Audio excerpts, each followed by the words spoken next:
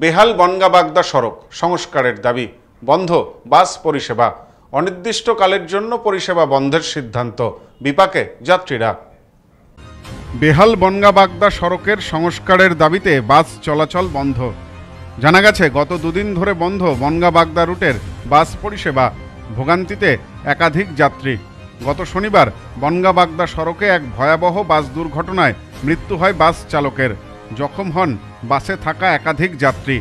এই ঘটনায় বেহাল রাস্তাকেই দায়ী করেছে বাস শ্রমিক ইউনিয়ন। তাদের দাবি, রাস্তার বেহাল দশা, যার কারণে বাস নিয়ে যাওয়ার সময় নানান রকম সমস্যার সম্মুখীন হতে হচ্ছে।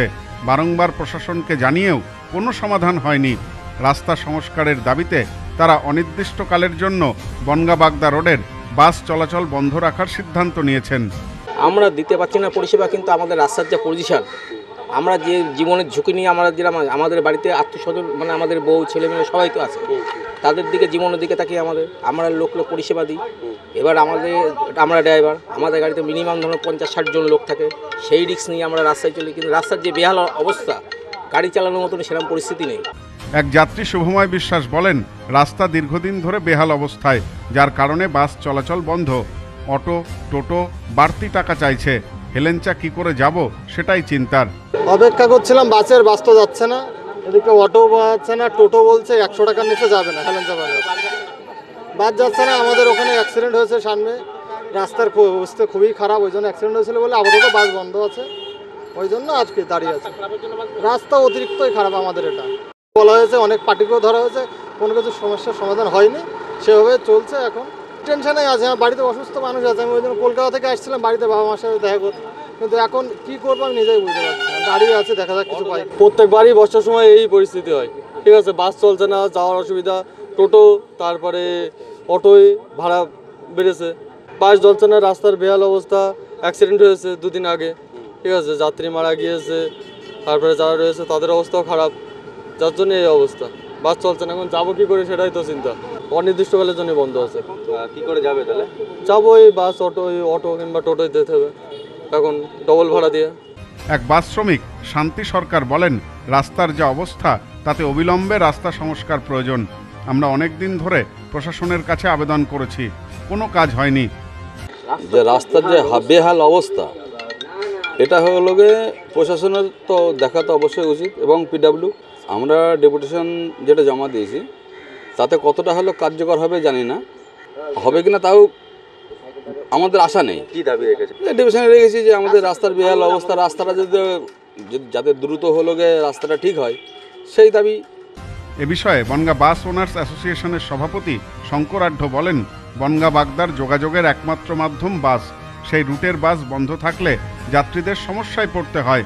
আমরা চাই দ্রুত রাস্তা সংস্কারের কাজ শুরু হোক, স্বাভাবিক হোক বাস চলাচল।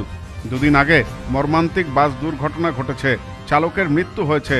বাস মালিক ব্যাপকভাবে আর্থিক ক্ষতির মুখেও পড়েছেন।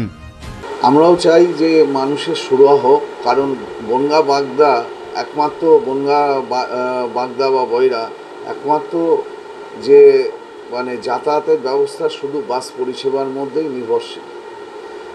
কিন্তু গত শনিবারে আমরা দেখতে পেলাম রাস্তার অত্যন্ত বেহাল দশার জন্যে, যার জন্যে একটা মর্মান্তিক দুর্ঘটনা ঘটেছে।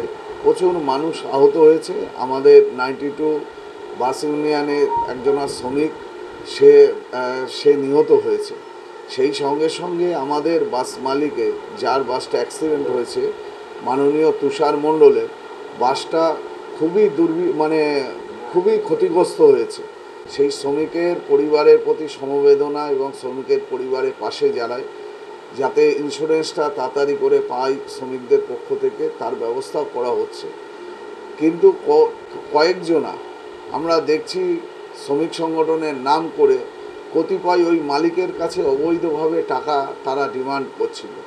আমাদের মালিক সেই শ্রমিকের পরিবারের হাতে কিছু পয়সাও তাদের দিয়েছে, এবং শুধু বাস পরিষেবা না, সেই সঙ্গে সঙ্গে অটো পরিষেবাও বন্ধ আছে এই রাস্তার কারণে।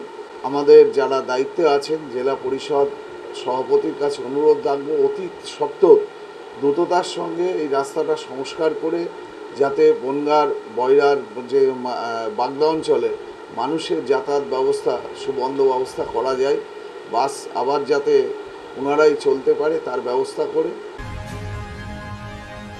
Bureau report, news no man's land, Bangaon. এবার আপনার নিকটবর্তী শহরে Aarti electronics retail private limited. Aarti electronics Bangaon, Gopalnagar, Chandpara, Duttapukur, Habra, Nagarukhra, Bagula ও হেলেঞ্চাতে। ফোন 7076534320।